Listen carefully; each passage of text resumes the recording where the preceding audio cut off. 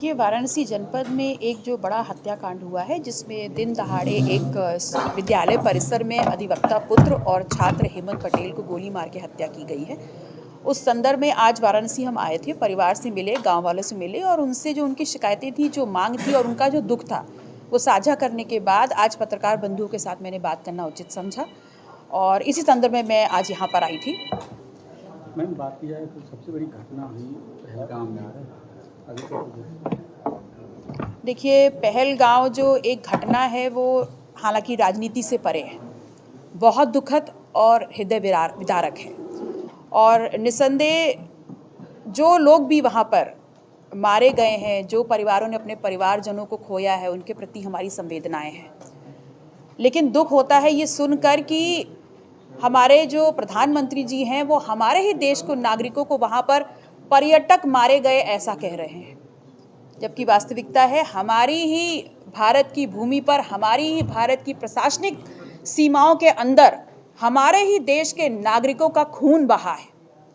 किसकी वजह से हुआ, कैसे हुआ, कब हुआ, क्या गलत हुआ, ये सब चीज़ें सोचने का विषय है और इस पे जांच होनी चाहिए, निसंदेह जांच होगी भी। लेकिन उससे ज़्यादा महत्वपूर्ण ये है कि आज इस देश का नागरिक अपनी सीमाओं में भी सुरक्षित नहीं है, चाहे वो पहलगाम की बात हो और चाहे वाराणसी में हेमंत पटेल की बात हो।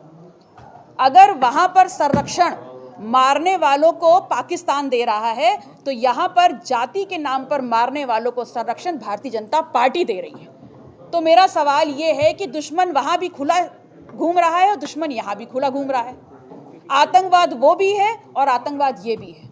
तो न्याय कब मिलेगा, इस न्याय की गुहार है हमारी। बिहार में मोदी जी चुनाव रैली कर रहे हैं, इतनी बड़ी घटनाएं कर रहे हैं, इस पे क्या कहेंगे? देखिए, भारतीय जनता पार्टी का चरित्र तो किसी से नहीं छुपा ना।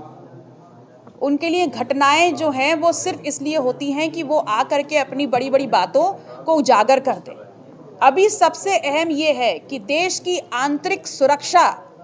पर अटैक किया गया है, देश की संप्रभुता को लूटने का अटैक किया गया है। तो तमाम चीज़ों को भूल करके जो आतंकवाद का मेहमान नवाजी कर रहा है वो देश, उस पर अविलंब अटैक होना चाहिए ताकि उसकी जो रीढ़ की हड्डी है वो टूट जाए। और अगर हम ऐसा नहीं कर सकते हैं, हम अटैक नहीं कर सकते हैं, आक्रमण नहीं कर सकते हैं, यहाँ आतंकवाद को रोकने में विफल है, तो केंद्र सरकार जो अपने आप को विश्व गुरु होने का दंभ भरती है और जो पाकिस्तानी आतंकवादियों से हार रही है, उसको इस देश की जनता के सामने आकर के माफ़ी मांगनी चाहिए।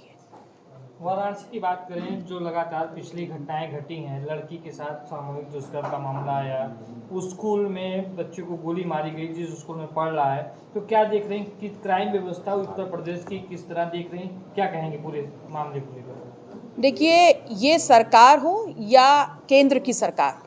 माननीय प्रधानमंत्री जी बोलते हैं कि हम ज़ीरो टॉलरेंस की सरकार चला रहे हैं। तो जिस घटना की आपने बात की, चाहे पहलगाम की ले लीजिए और चाहे आप वाराणसी में हुई हेमंत पटेल की हत्या की बात ले लीजिए, ये उनकी ही क्राइम के अगेंस्ट ज़ीरो टॉलरेंस की जो नीति है उस पर एक ज़ोरदार तमाचा है और ये बताता है कि आप सिर्फ मुंह के हैं, आप सिर्फ मुंह से बात कर सकते हैं, लेकिन जहां एक्शन लेने की बात आती है वहां आप बैकफुट पे खड़े हो जाते हैं। डिप्टी सीएम केशव प्रसाद मौर्य पर